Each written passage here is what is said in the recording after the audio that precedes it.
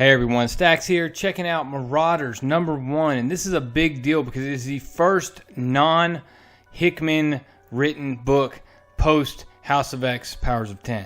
And before I get too far into it, the biggest question I'm going to have coming out of this is it Gerry Duggan or Gerry Duggan? I can't ever figure out how to pronounce his name. I'm pretty sure I'm saying it wrong. I've got some more issues, probably some more important and more pertinent issues at the end I want to talk about, but let's go ahead and get into the book. We start out in Central Park, where Storm and Nightcrawler have come through a Krakoan portal, and they're basically inviting mutants to come through, join them on the island, and check it out. Well, one of the mutants that is there is Kitty Pryde, and she goes to walk through the portal, says, "I'll see you on the other side of the island," and she runs smack dab into this thing. I mean, she goes full-blown hockey player, smashed up against the glass, and, I mean, busts up her nose, jacks up her eye, and he's just sitting there bleeding all over herself. Like, what the heck just happened? From there, we go to a white page, and the white page basically informs us of two things. First of all, it's a secret communique, so you know that intelligence agencies are tracking mutants now, especially ones associated with the X-Men. And then two, it basically tells you Kitty Pryde stole a boat, and she is on her way to Krakoa. And the first thing she asks as soon as she reaches the island is, or she says hello, and then she asks, "What did I do to tick you off?" She walks onto the island, and one of the first things she does is tries a portal from this side, and it still doesn't work. Well, then Iceman greets her and basically says, "So what's going on?" And of course, Bobby is familiar with the situation, and Kitty just tells him that she's been assured that the top men are on it. Then we're interrupted by Wolverine, and Wolverine is rushing out to the boat to get the supplies that Kitty Pryde has brought to him. Now we find out on the next page that consists of ribs from Memphis, Canadian whiskey, some beer, Cuban sandwiches, and coffee and a couple other things. But my question is, why? Because he can still use the portals. Why can't he just go to any city, anywhere, and get the food that way?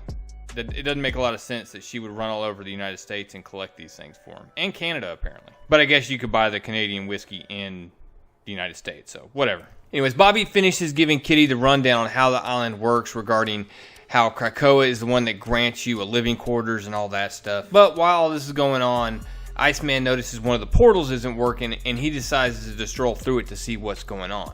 Well, it's at this point that Emma Frost decides to have a psychic meeting with Kitty, and basically you have her telling her, "Look, I trust you. I want to give you an opportunity with the Hellfire Corporation in order to further this cause, and you can really do some good work here." And she goes into some minor details on how the Hellfire Corporation is going to run some of their black market operations and why it's important to do so and to establish the cost of these drugs on the black market. She also unveils this ship and discusses a couple of the countries that have decided not to accept mutant sovereignty. One of those places is a place called North Vanland, which is definitely not North Korea. And the other one is down in Brazil, where they actually have these genetically engineered mutant hunting monsters that are apparently out hunting and killing mutants in the area to prevent them exiting the country and going to Krakoa. Emma Frost finally gets to the point where she's trying to close the deal, and Kitty Pryde is still very kind of standoffish on it and unsure. And she really is trying to push the, "Look, you're going to be the Red Queen, you're going to be on the council." She's putting all those options on the table, all those opportunities on the table for Kitty Pryde. From there, the story jumps back to Bobby Drake, who's coming through the portal where he's met by Iron Comrade. Iceman shows up very casually. I mean, he's sitting there chewing on a drumstick, asking, "Hey, I'm just looking for any of my fellow mutants here that want to try to come to Krakoa." And the Russian responds, "Russian mutants have no interest in going to your new nation." Well, Bobby calls shenanigans and says, "Well, then what's up with all the guns and tanks then?" Iron Comrade starts replying, "Mutants either serve the nation or get crushed like the small, insignificant people you are." And then he absolutely blasts Bobby with this suit that we find out is power dampening. So at that point, Bobby is left sitting there powerless in his drawers and having to dive back through the portal to Krakoa. Well, back on the island, Kitty's taken what seemed like a very short amount of time and has dove into Wolverine's stash and has absolutely gotten stupid already. And in this state, she manages to recruit both Iceman and Storm to her team to go and free these Russian mutants. that are being held captive by Iron Comrade and his dudes. From there, we take a bit of a side quest to Taiwan, where a woman is speaking and saying that her husband touched one of the portals and disappeared. Obviously, the crowd is scared, and they're screaming and shouting, very, very unpleased with the situation. And that's when Bishop approaches the woman and introduces himself, says he's investigating the situation, and asks if they can speak privately, and she absolutely refuses. Back on the ship, you have a pretty cool moment when Pyro apparently stowed away and took a nap in the vessel, and when he wakes up, you realize he has a Australian accent, so it's like the original Pyro. And in the conversation with Pyro, you get some interesting tidbits. First, that he was one of the first mutants resurrected, but then he was actually used as a lab rat. And you could tell by his expression here that something's not right. There's some cracks in this utopia, because he was thinking about actually stealing this boat to get into trouble, but got lazy and just took a nap instead. Jumping forward a little bit, they arrive at the Russian site, and the fight's on. Storm and Iceman jump in. Storm blasts Iron Comrade, and then they both get hit with the force dampener. But while Iron Comrade's looked away, Kitty Pryde comes up behind him and disables his suit. At that point, a depowered Bobby Drake and Ororo go over and try to free these individuals, these mutants that are captured, while Kitty Pryde tries to hold off these soldiers that are coming at her. And she does a great job. It's a really cool fight. Her phasing ability, she's punching people in the throat. She's straight ninja-ing people. But there is one part that bothers me. She takes a weapon from a guy, shoots one soldier in the leg, and then phases the rifle into two people's legs. I mean, to a point where it's going through this guy's femur.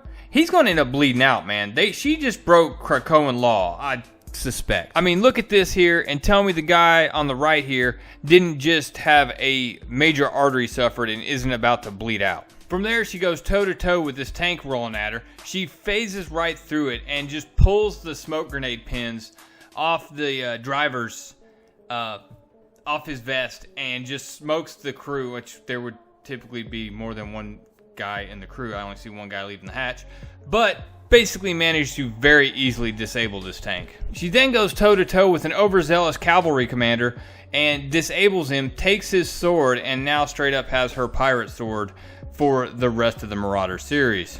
And in a moment where these Russian prisoners who still have their phones are broken out and she is about to walk them to the portal, she tells one of them to keep recording, and then pulls a cheesy 80s sitcom turn and quote, saying, "If you're a mutant and can't get to Krakoa, then the Marauders will bring you home." That was bad.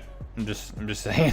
From there, we jump back to the ship where Kitty Pryde's talking to Storm, and she tells her, "Look, I can't live on that island, Storm." And Storm tells her, "Look, I don't love the name Marauders." And she basically says she came up with it while she was in a pinch because she didn't know if the X-Men would want to be associated with what they have to do in conjunction with in conjunction with the Hellfire Corporation. And she asked Storm that as long as she stays out here, will Storm stay with her? And once she agrees, she telepathically tells Emma, "Emma, can you hear me?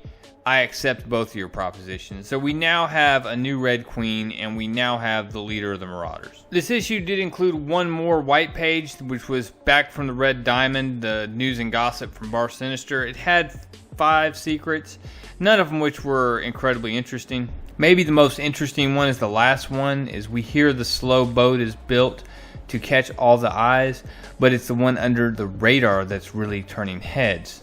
I'm assuming this is going to be the fact that X-Force will probably be operating out of a submarine or some kind. I don't know. Completely speculating. But I was pretty sure there were mutants that had the power to teleport people and open portals to different places. It seems like these ships are a bit of a waste. As far as my review for this book, I think this very much took the tone of Wolverine Infinity Watch. If you read that, maybe a little bit more serious, but kind of on the same Gerry Duggan, feeling.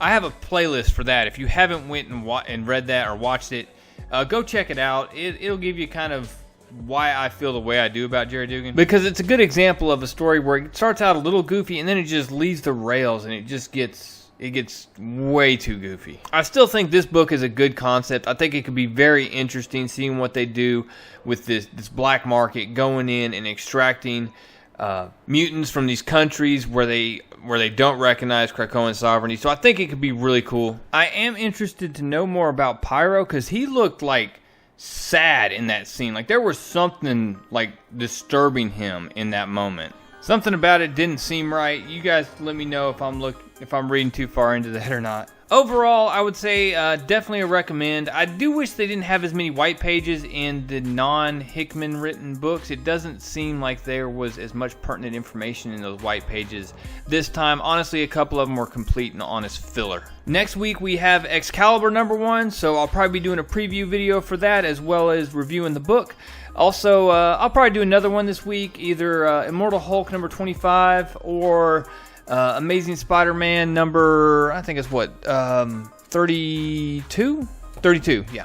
Anyways, guys, if you hadn't yet, make sure you hit that subscribe button. I sincerely appreciate the growth that I've experienced on this channel the last about month and a half. It's been absolutely amazing, and I appreciate everybody that's taking the time to leave comments, to leave a like, and of course, just to hit that subscribe button and help me to grow this channel, guys. It really means a lot. If you want to talk comics and not drama, make sure you follow me on Twitter. And or you can follow me on Instagram. Both of them, I'm at comic_stacks. I hope everyone has a great week. That's all I got. Real Comic Stacks. Out.